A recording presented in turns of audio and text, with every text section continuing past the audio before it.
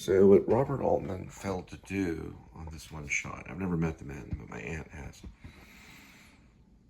He did not show Vincent D'Onofrio down there where he died.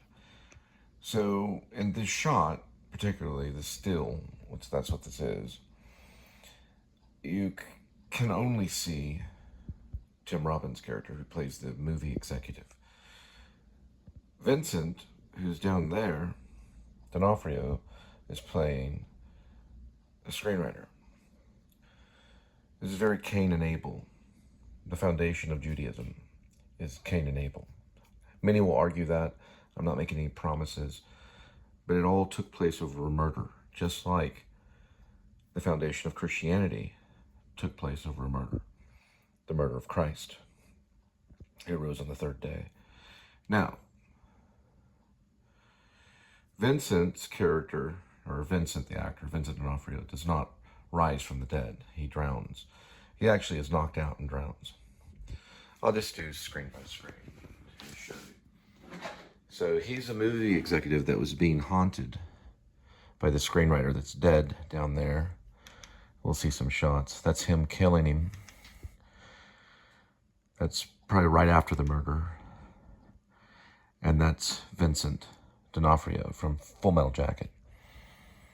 That's him being drowned by the movie executive. He's a screenwriter. That's him being drowned. And he, the screenwriter was out seeing The Bicycle Thief. That's Vincent D'Onofrio.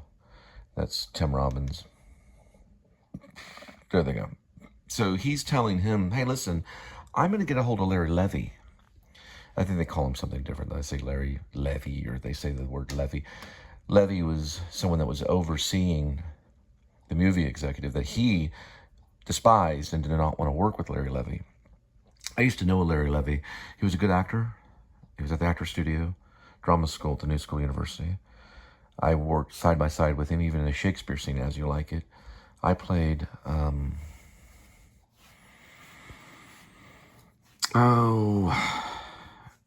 basically we were doing the scene with Sir Oliver Martext.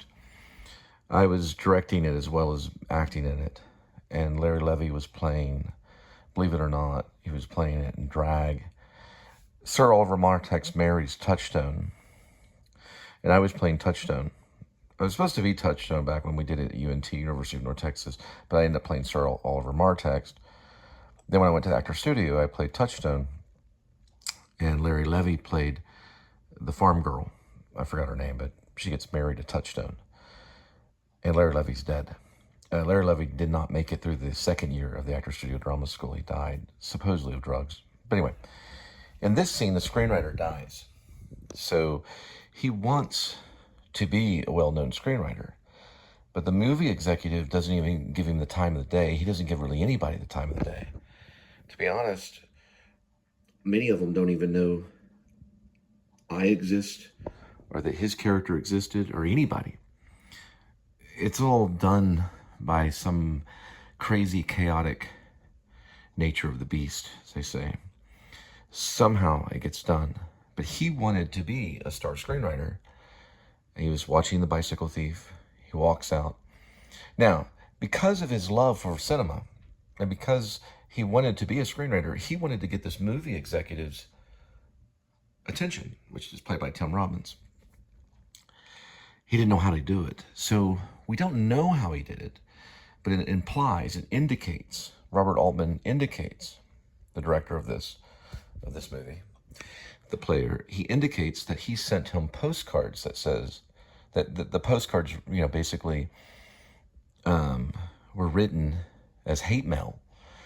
And they were saying to Tim Robbins' character, the movie executive, I hate you, you're going to die. There were death threats almost, to a certain degree. So the paranoia gets in at the beginning. And the movie executive doesn't want him to be mentioned. He doesn't want this whole incident to be mentioned because he follows him. He wants to find out where the postcards are coming from. So one of the postcards mentioned 5 months on it. Now, shortly before this happens, the movie exec, I like that Megadeth thing, the movie executive does a very deadly thing, okay? He goes for this guy's gold, silver, and diamonds. He goes for this guy's fame, fortune, and glory, which is his common law wife. He talks to her on the phone, which was a deadly mistake, because that turned to murder, and those things can happen. Robert Altman was a genius by far, way better than most all filmmakers, but he was also very hot in Hollywood. He was he did Nashville. Robert Altman directed probably some of the most, Shortcuts is brilliant. Jack Lemmon's actually in this, the player. They all play themselves. John Cusack plays John Cusack. Jack Lemmon plays Jack Lemmon. Burt Reynolds plays Burt Reynolds. There's many different, this is them in a Chinese restaurant talking about shop talk, just talking about the industry. Talking about leading up to how he's like, look, I'll cut you a deal if you stop this hate mail, basically. And he basically almost spits on him, the screenwriter. He's like, I don't want your freaking money. He wanted him, the screenwriter was a little crazy, and he wanted him to be completely worshipped in a way. He wanted him to say, hey, this guy can write movies, because the screenwriter wants this. The screenwriter wants to be the bicycle thief. The screenwriter wants to write a movie like The Bicycle Thief, right? He wants to be brilliant. And no one can make you brilliant. No one can make you into a star. No one can make you in Hollywood. Only you can. You're in charge of what happens to you. I like these masks on the wall right here. You're in charge of what happens to you in Hollywood. I like this scene with Tim Robbins. Robert Altman is the one that got people's attention. Look at this Bergman-esque shot using. Bergman was brilliant with the mirror and reflection. He's talking to the screenwriter's wife on the phone, spying on her, and that was deadly.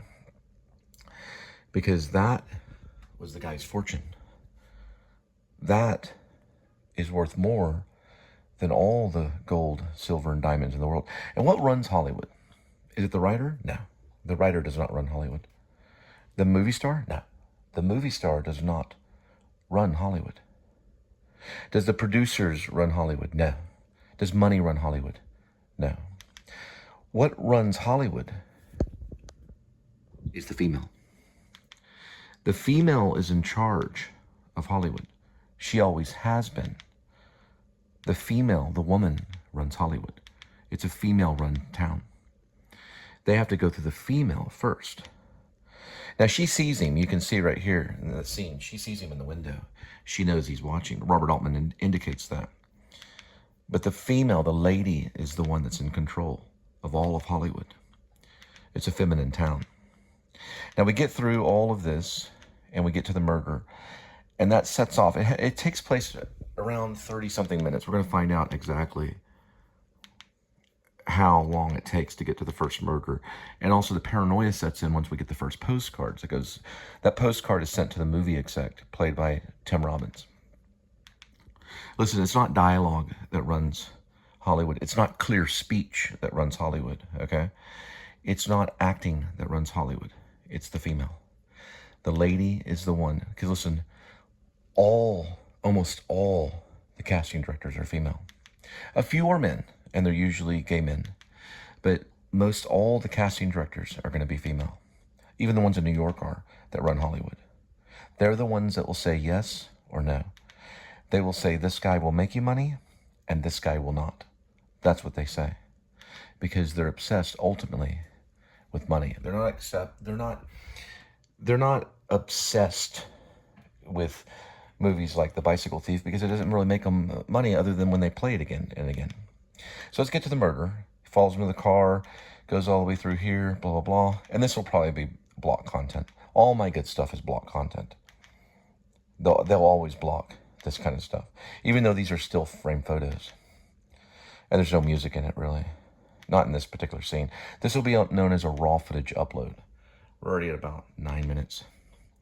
Then we'll get to the vlog later. I don't think they'd be able to block a raw footage upload. It's harder for them to do because it goes up very quickly. Anyway, he kills him, runs off. He breaks his window because his print The movie executive, played by Tim Robbins' print, is on the window of the car, the passenger side. So he breaks the window. That's what he does right there. Then he makes it look like a robbery, kills him. Now remember, when I was in Hollywood, I worked for Go-Between. And when I left to do an order and came back, the apartment that was just right by our office at Go-Between's a delivery company, there was a triple homicide that quick. There's a lot of murder in Hollywood. This was a very important film, and I highly suggest it. There's Vincent Gallagher right there, or whatever it is, Peter Gallagher. Sorry, Peter Gallagher. I was talking about Vincent D'Onofrio. That's Peter Gallagher. But they play themselves, though. I don't know if Peter Gallagher is. You have to watch it. I'm watching it right now.